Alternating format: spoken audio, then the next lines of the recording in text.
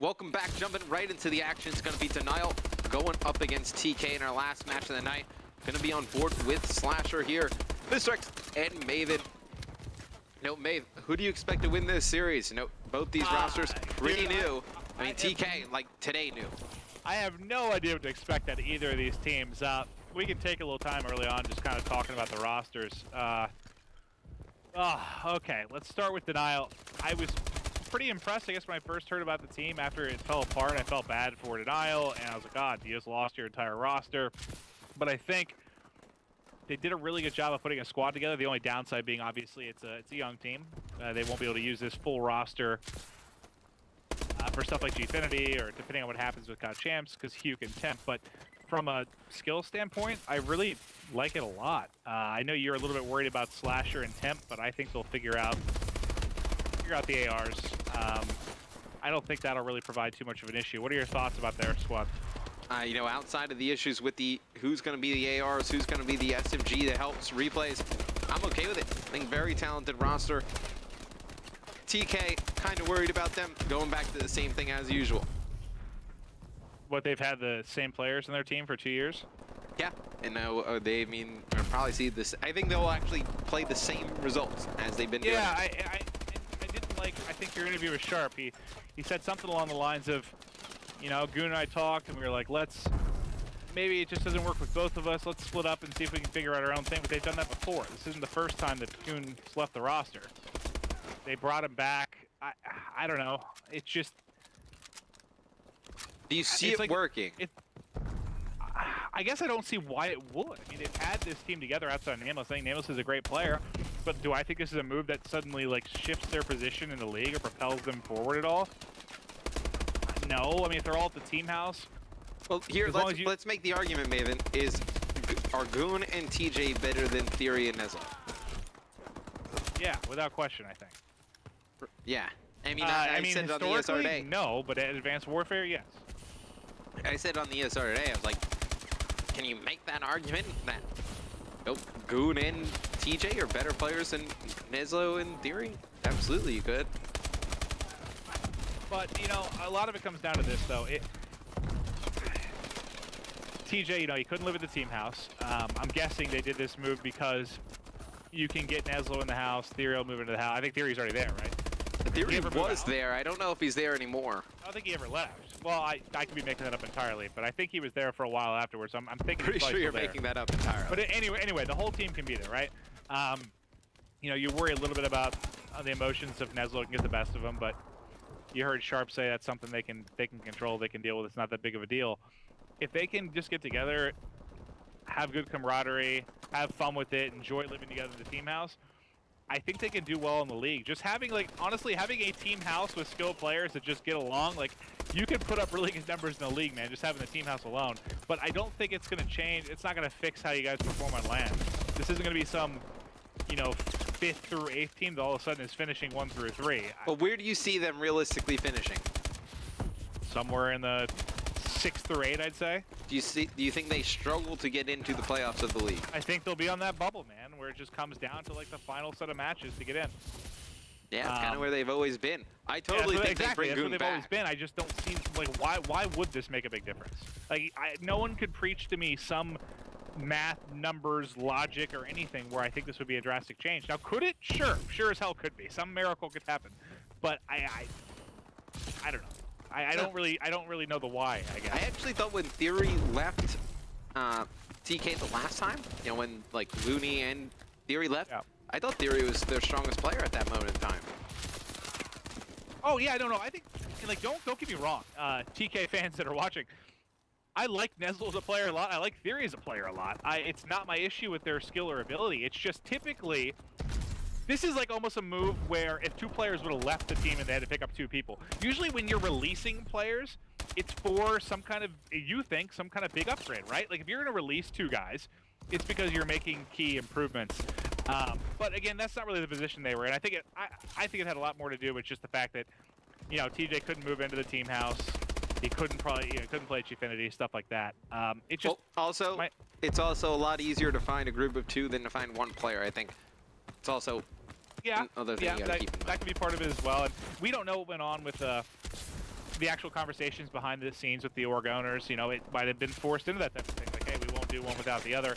I don't know how it all went down, because I'm assuming, you know, they talked to the Rise owners to some degree, and there were some discussions in the background. But it also probably something where it comes down to, you know, maybe they ask Neslo, and Neslo says, hey, you know, I want to bring Theory along, and then they look and they explore their other options, and it's like, well, you know, we can't find anyone who just singly wants to come over. I think Sharp said, you know, they were trying to talk to Apathy. Apathy kind of had them on the back burner, and this was their best option. They're actually beating Denial right now. It's going to be 131 to 105. So you see a big half out of temp, but Poop struggling a little bit, seeing what's going to go on with him. He's pulling out the bow, so you know, we see it a lot.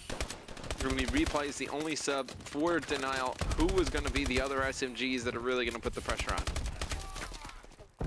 Yeah, so far, so good for TK. And don't get me wrong, might be a team that ends up performing amazingly. Just, I don't know, my initial thoughts on paper, I just don't see as much of an upgrade. But we will have to wait and see how it ends up playing out. And like you said, despite the fact that Temp is going off right now, he's 35 and 19, still struggling here. And this is the one thing I guess they may run into a bit if they end up running mini ARs, because you know Slasher can go off with the bow, you know Temp can go off with the bow. There might be games where they have a couple guys that are like double positive. Games seem a lot closer than they should be. They're losing games they shouldn't, because it'll be like kind of the problem you saw Prophecy running into when you had Aches rocking that bow. It was the same map, CTF Retreat. You had Aches rocking a bow, Octane rocking a bow. I'm trying to think if there was a third player that was pulling it out consistently. I know Aqua didn't, but again, that's the thing you might have trouble with, just that added pressure you need to really break hard points. Yeah, and it's going to be TK still in the lead here, going into lobby, and you see big game out of Nameless thus far, 31 and 21. You're seeing Theory. These are the types of games that he puts up. Very consistent play, you know, 23 and 26, 11 caps to his name. Sharp, 20 and 26. If anything, with TK, what they get out of, you know, this move today, you know, some better teamwork. Maybe, you know, the subs, because you're going to have Nameless as the main AR now. You know, maybe the sub play gets a little bit better, because you have some better baiting and switching, you know, players who have played with each other for a very long time.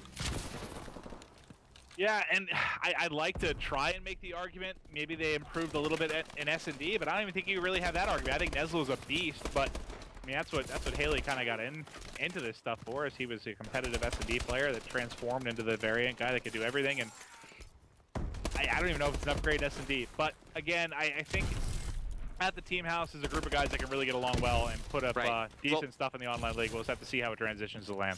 I mean, if you watch TK over the last few days, they didn't look very good at all. I mean, to be quite honest. And now, they look much better today, but you don't know if that's just kind of... Sometimes you just make a move and... a team change for a team change. If stuff feels flat, or, you know, there's just players not exactly getting along, or the energy isn't there, the motivation isn't there, and you just need a change. That can be said for like any sport, any team. Sometimes change is good. We'll have to see how it plays out. And this is crazy. Hook is 14 and 30 with 10 caps. I've watched Hook, one of the best players in Call of Duty.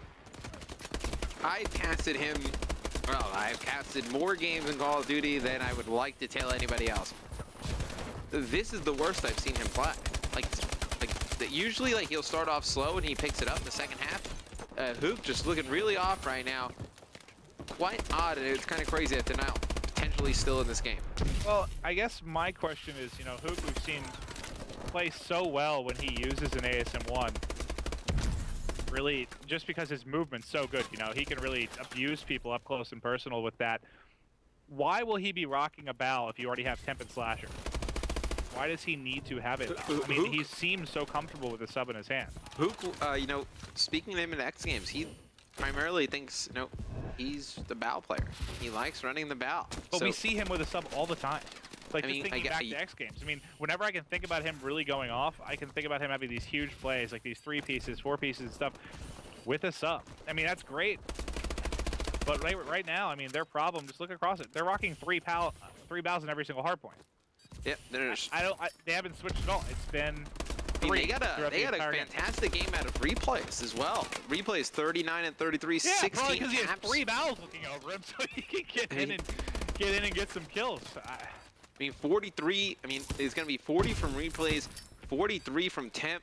You have Slasher 28 and 35, Hook 20 and 34, and it's going to be Team Kaliber taking game number 1, 243 to 157. Maven running away with it. Well, that was your concern. main concern when you were talking about denial was how the hell are they going to deal with all these battles? So far, it does not look good, especially if you have a map that you can really run more battles. I mean, of your hard points, would you say? I mean, I'd say retreat's your most Solar. AR dominant. Maybe solar. Solar. Yeah. Do you think you can get away with 2 a lot of times on many of the hard points there? They try to rock 3. It doesn't play out pretty at all. Yeah, not a pretty sight there from Denial. By the way, and this was TK. Oh, I know you sent me this stuff as I'm asking. Oh yeah, Nameless goes. By the way, Nameless. Is TK host, so that's going to be Nameless. Nameless and Sharp should be. Well, Nameless, Sharp, in theory might all be on host right now. No, I don't think Theory is there. So you have Nameless going 50-29, map number 1. Theory 35 and 35, 13 caps. Big games out of those two. 240 bombs from Denial. Replays 40 and 33, 16 caps. 43 and 36 out of 10. Not enough though for Denial. That's going to be it. Game number 1 in the books. TK up 1-0. Recovery S&D coming up next.